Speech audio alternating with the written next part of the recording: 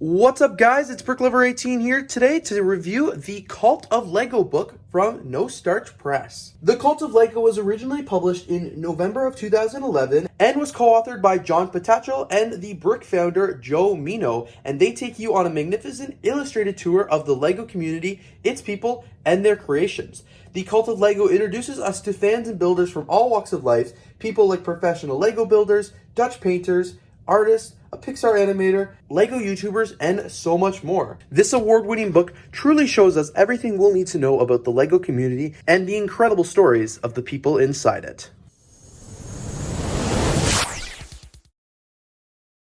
So in this book, there are nearly 300 pages of Lego awesomeness and all the information that you could ever want to know about the Lego community. I also love the title of this book, the Cult of Lego, just because I think it is something that the community is so strong that those who are in it, they understand, why it's called that. We start this book off with an incredible patent of the Lego group. We've got the introduction to the Cult of Lego by No Starch Press.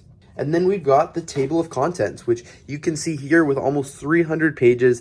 This is definitely a very extensive list of table of contents, and there's really a lot of information to digest. This is essentially a history book. When I was reading through this book prior to making this review, I was, remembering lots about the Lego community, learning lots, and it was just a great refresher. It's a very detailed book, and it's something that you'll definitely want to take some time to read. The first chapter here is the history of Lego, which is really, really exciting. So this is the history of the Lego group and where it got started and all the behind the scenes, billing and everything like that. There is so much detail here. You guys have probably heard the Lego story a few times now and the history behind the company, but this gave a really detailed look with some incredible images and pictures to really support the story. Diving into the second chapter, we learn what an AFOL is, which is an adult fan of Lego, and we talk about Lego Dark Ages. It talks about why adults get into the Lego hobby again, or, the ones who were lucky enough to have never left it. And then, of course, we actually get to meet a whole bunch of AFOLs, including, and learn more about them, including what their occupation is, their age, what they like to build, and so much more. I really enjoyed reading this chapter because I think the AFOL community has still been continuously underrepresented, within the Lego space, and only Lego now is starting to kind of acknowledge it with the release of their 18+ sets. When this book was released in 2011, they didn't have those 18+ sets yet, and it was far from Lego's radar. It didn't even start coming until a little bit later in this year, obviously. We talk about Brick Arms and a lot of the companies. It was really fun to see that, when this book was made in 2011, this is actually before I started my YouTube channel. So a lot of these companies are not even around anymore, or if they've rebranded or changed it up. We talk about BrickJournal, which is still a great, Lego magazine that is still released today. I still read it every month, which is really, really fun. And then, of course, we've got a Lego fan glossary, talk about some comics, and back to the glossary here. Obviously, a lot of that has changed now, and new ones have been added. We talk about in chapter 3 the whole minifigure mania and the incredibleness of the Lego minifigure and all the details behind it. And it's so fun to see this now because minifigures have changed so much since 2011 when this book was published. Like, now there is official Simpsons sets. They don't need to create their own Simpsons minifigure.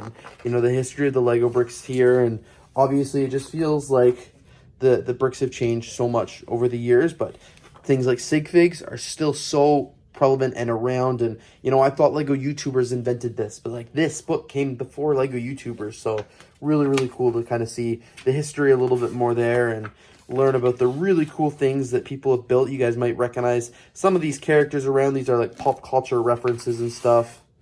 Very, very fun. Chapter 4 here talks about recreating icons, which is essentially recreating real-life models.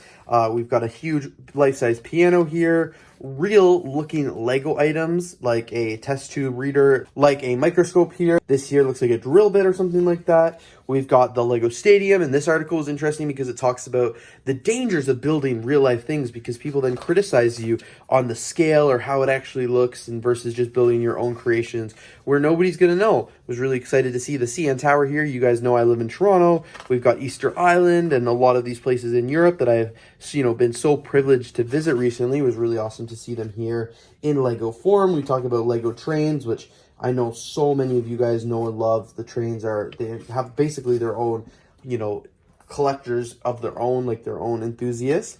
We've got the Brick Classics, really, really cool here. Just talking about the Lego bricks and, artwork and Mona Lisa here. And I've seen so many Mona Lisas done since then. And with the release of new minifigure parts, they don't even need to do Photoshop anymore. They could actually build the Mona Lisa how they would like it. Contrary to chapter 4, where it talks about recreating things in building, chapter 5 talks about building from imagination and Lego builders who create their own models based solely off their imagination, which, I guess are slightly easier to do because your imagination is your only barrier. You're not trying to follow a blueprint or follow plans or please anyone because it is solely your creation here. Really cool to see a lot of these pictures, really interesting articles as well. Like I said, this is a pretty text-heavy book. There's a lot to read and a lot to learn, so that's why I'm just kind of glancing over everything here and giving you some of the summaries, because there's no way you guys would be able to read this all without actually purchasing a copy of yourself, which I would highly recommend doing. Chapter 6 here talks about Lego artwork, which is a new thing again. If this book was updated now, they'd be able to talk about the new Lego artwork as well, but it's just incredible to see some of these things. This is really cool. This was built in Tirana, Albania, which I had the privilege to visit this summer. Fortunately, I didn't see it there, but I wish I would have visited in 2005, 17 years ago when this was actually created, because it would have been really, really, really cool to see. And then we've got actual Lego artwork now, which is also very prevalent in the Lego community. Interviews with artists that are, famous for Lego artwork. And then, of course, Nathan Sueza, who is a Lego artist, home of Art of the Brick, which is an incredible Lego exhibit that I actually have yet to see, but is something that I would love to eventually see in person and really, really enjoy. So many different builds here and everything like that. Absolutely incredible to see. Chapter 7 here is all about telling stories within Lego and using the brick to tell your story. We talk about vinaigrettes, which are little scenes with Lego minifigures that depict, some kind of story in life. We see backstories of minifigures and, people telling their story through comics and through the building process, which is really, really fun and exciting. We've got political Lego here, which is, again, not even updated because when the last time this book, we had President Obama in office. So really cool. We got to be able to see their diorama storytelling. Very, very fun. That's kind of what I do, with my Lego city. And then we've got even more information about different, historical figures and brick films especially, which are really cool. Those are really popular. That stop motion animation, which I feel used to be more popular a few years ago, but still very, very cool here. Talks about David Pagano, which has actually done another book with No Starch Press since this one. In chapter 8, we talk about micro and macro building, the difference between the two. Obviously, micro building is not minifigure scale, very, very tiny, and then macro building is the opposite. Micro scale here, absolutely beautiful, because the amount of bricks you have to use to make it small enough but still contain detail is incredible. And I've always admired, micro cities and everything like that. And seeing, what people have done. Everybody gets a faceplate and they combine them together at a convention or something like that. So exciting. And then, of course, we talk about macro building, which is building big and building larger than minifigure scale. And just, again, absolutely incredible bricks, incredible models with tens of thousands of Lego pieces that make your jaw drop when you see these at a Lego convention, because they are just absolutely stunning. And I mean, who wouldn't love to have some life-size Lego in your house? I know I certainly would. Chapter 9 talks about some digital brickage, which again is pretty out of date considering this book was done in 2011. However, they've gotten a lot of new things since then. The premise is still the same. It talks about how Lego kind of wants to branch out into the digital space, which I don't know why they want to do. I think they should just focus on the brick, but it obviously is something that many Lego fans do know and love, and it's really cool to see some of these old websites that are so different now, and like they look so different or are not even around anymore. It's really, really neat. Chapter 10 here talks about Lego robotics and building smart models, which is only going to get smarter as time goes on and only more advanced. And this is actually the first Mindstorm set that I ever had, and I don't even own this one. But really, really cool, because so many people have done really amazing things with the Lego robotics, obviously.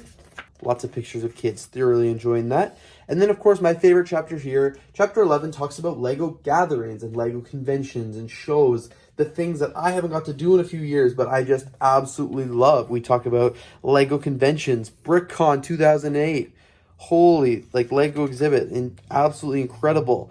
Talking about the online beginnings, Lego user groups, aka lugs, conventions coming of age, and like how many now are around from when this book was published about 11 years ago, and just just stunning. And it's really cool when I'm reading this to see some of the old Lego builders who are so prevalent and so early on in the Lego community that are almost like icons and that everybody knows and has heard of, and so incredible. And then chapter 12 here, we talk about serious Lego, which is using Lego, but for more serious things that other than just enjoyment and building things for display. Here it talks about autism therapy with Lego, marketing with Lego, prototyping a space elevator with Lego, a working air conditioner unit, high altitude Lego, and genuinely just so much more. A lot of more advanced things that many builders wouldn't really have a chance to experience or have any reason to explore, but it just kind of shows some of the incredible things that the Lego brick is capable of, and builders who are talented are capable of and can do and just experience, and the serious play that comes along with Lego. But anyway, guys, that actually brings us to the end of the Cult of the Brick book. You guys saw from looking through about 290 pages here, this book is absolutely stunning. There are so much detail, so much text, so many really, really cool pictures. And like I said earlier, I would highly recommend, if you get a chance, go pick up a copy of this book. Even though it's a few years out of date now, they could easily do a Cult of Lego Part 2 with some more up-to-date information. But this book is still very, very relevant. The designs are still very, very incredible. The builder interviews are still awesome, and you still learn so much about this book. And it's awesome that something that was published 12 years ago is essentially a history book, and it's so cool to read about the community from back then and see what's changed, see what's been added, and of course see what is still the exact same. So if you guys want to check out this book on No Starch Press, I will have a link down in the description below where you can go check it out, and I would highly encourage you to, because this book is just absolutely incredible. Anyway, guys, thank you so much for watching this video. If you guys did enjoy, please don't forget to leave a like, comment, and of course subscribe, and I'm looking forward to seeing you here in the next video.